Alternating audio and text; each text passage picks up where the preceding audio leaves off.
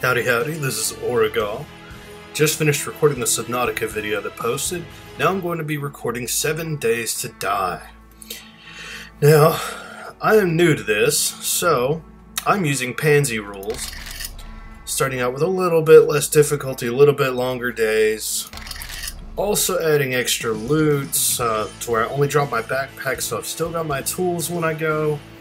And, enemy memory is a little bit lower than it normally is, so that way, if I escape, I have more time to actually stay away from them.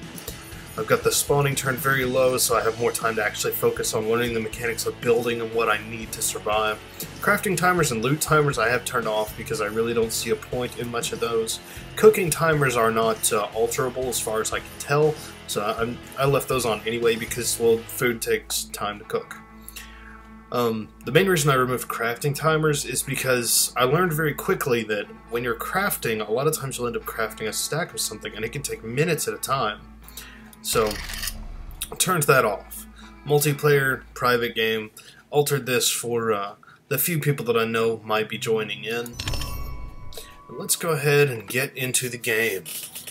So I immediately fell in love with this game. This is early access, by the way, as you can see toward the upper right. It is labeled as alpha. But yeah, this game is amazing. That's one thing that they haven't fixed just yet is the lighting around the sides of the trees. I believe that's supposed to be only on the side that has the light coming from it, the God rays. But it can be from others as well. Now, I'm on top of my house right now. The reason this is called 7 Days to Die is because every 7 days you fight a horde of zombies. Now I'm on day 7. I don't know when they're going to actually arrive, but I will be recording and posting the actual arrival if it's not during this video. This video, while we're waiting, is just going to be to show... I hear a zombie. To show the way I have the house set up for the attack.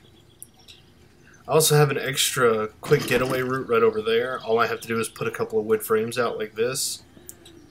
I can put it right between, jump between buildings, pull the wood frames up so they can't follow me. So if I do need a way out, I have it. I'm good. Oh, nice. You can actually watch the sun shadow go.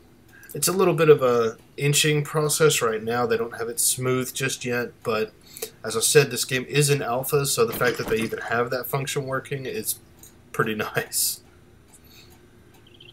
Now, you'll notice, of course, the iron bars on these wood blocks, but not on the others. Reason being is you can upgrade items. Now, you can't upgrade the wood that was in the building when you first got here, unless it's legitimately the same type of wood that you use. I didn't realize that was shingles. I thought that was just a ramp. Can I upgrade that more? No. Okay. So, got all kinds of stuff you have to worry about keeping packed up. You've got cooked food. You literally use campfires, cooking pots, and grills to cook with. And you can use different types of wood, sticks, paper, all kinds of stuff for fuel. Nothing to worry about there. You can craft all kinds of weapons. As you see, I got all kinds of parts, but the problem is you need a schematic to actually craft them. I hope those bullets work in a sniper rifle, because I really don't know if they do. How much damage is that? That's 18 versus 38. Okay, yeah, we're going to use this, because this is going to be for the day 7 horde. So, if I click that... Okay, yes, it does use the same kind. Can I look in the scope? I can. Nice. Now, you start out... You literally have to start from square one on this game. You have, like, one piece of food and one little bottle of water. And you have to try to make your own stone axe. You make that out of, like, plant fibers, sticks, and stones. You literally start at kind of caveman state. Luckily, they don't make you need a can opener to open a can of food to eat it, because that would just drive me nuts. Now,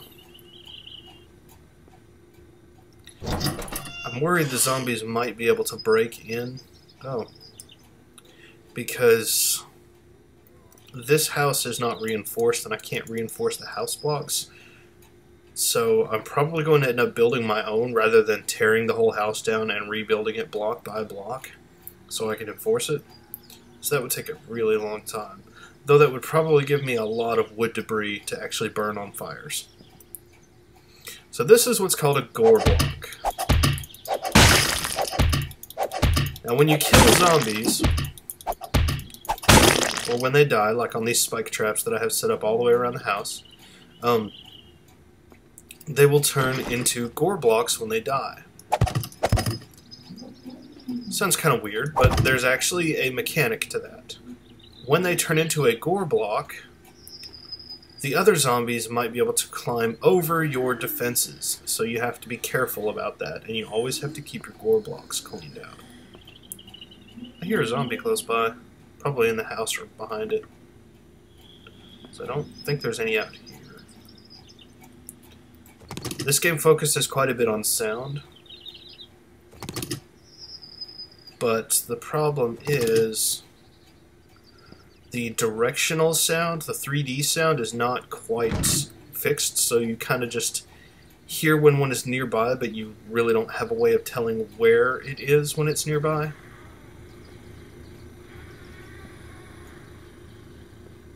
Wait a minute. I don't think that's the horde. I think that's just a regular zombie that I hear. Okay. Yeah, lots and lots of wood spikes. Wood spikes are your savior for day 7. It does take quite a bit of them, though, because the zombies will come all at once and from one direction. I know the dog hordes, yes, there are dog hordes, enemy dog hordes that come on day 6. But they come from, I don't know if they come from a set direction, but it seems... Okay, I'm not. Okay. It seems like they come kind of randomly, and sometimes you only fight one dog horde, sometimes you might fight more than one. Now, in a friend's game, we tried this out, and we fought one dog horde. Now, in my game, or rather, in his game, the horde actually came at noon. In mine, I ended up fighting 2 dog hordes. I was getting the front door set up with the remainder of the spikes, and while I was doing that, I heard a dog for a split second, and then I just started getting bit. I was like, what? I turned around, and there was a horde of dogs literally right behind me, and I hadn't finished spiking up my house yet. So, that was a challenge, but I did survive. And then I had a second dog horde come later, but luckily I had finished spiking the house by that time. So this is my little, my second escape route. Just in case the zombies overrun, I have 2 different ways to get out of the house over here. There's the way down to the other building, and then this one just to run and jump off past the spikes. Then I can come back and regroup, destroy the enemies if I need to. Do I have wood planks? I don't have many. Okay. I have a little bit of actual wood. So you use wood planks to actually enhance your structures. And I want this as tough as I can make it. I need like 1 more wood. The reason I'm hesitant to break down wood logs is they make amazing fuel for fires. Each one is like 3 minutes of fuel, which is wonderful for cooking. I don't know. I don't know if I'm going to keep this place or not. What do you guys think? I could keep this place, and I could just fortify it more and more each time. Or I could just be done with it and go to another place, build my own complete building. And we had a really nice place in my friend's 7 Days to Die game. If you want me to post, I actually did record the 7-day horde there, but we had it on pansy settings there too. We actually had one more setting enabled than I have here. Zombies never run in his game. That way, when the horde came, it was actually at night, so they could run. But in his game, they couldn't, so they just kind of walked into spikes and died. I don't know if running is really going to make a difference or not, but I guess we'll find out, huh? Now I play the waiting game, as I tell you a little bit more about this game. It's actually very pretty. I like that the clouds actually move very slowly. That's a pretty realistic set of speed, or that's a pretty realistic speed at which clouds would move. The game is very peaceful and also a bit nerve-wracking. Okay. Sorry about that. Got a message from someone. Of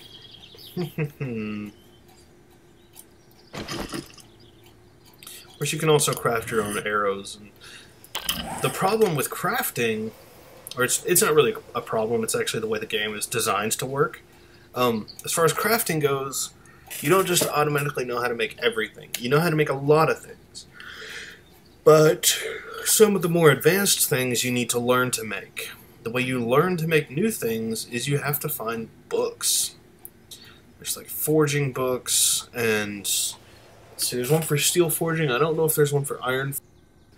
There's also leather one, so that you can make animal hides into leather and make leather armors, things like that.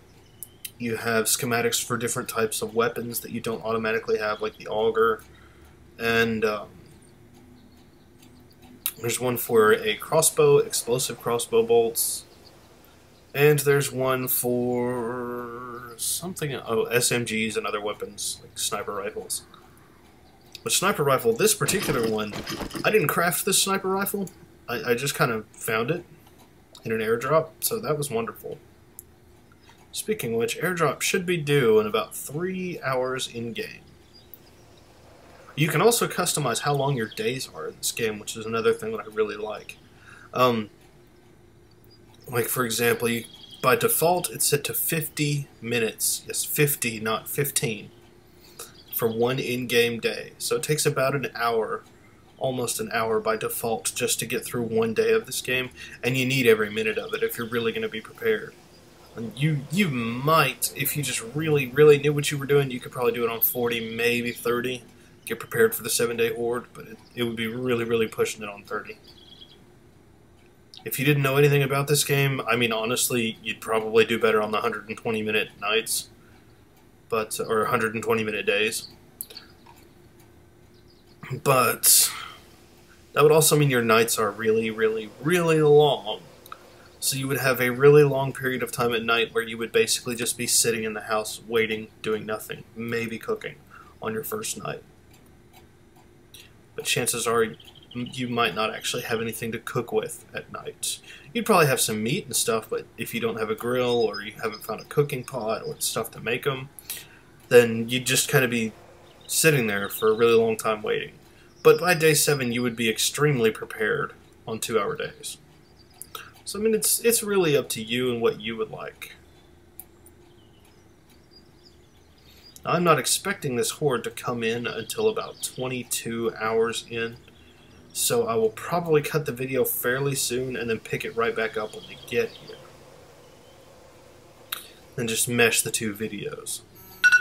So, oh, there's my 15-minute alarm anyway. That's when I was going to stop this video.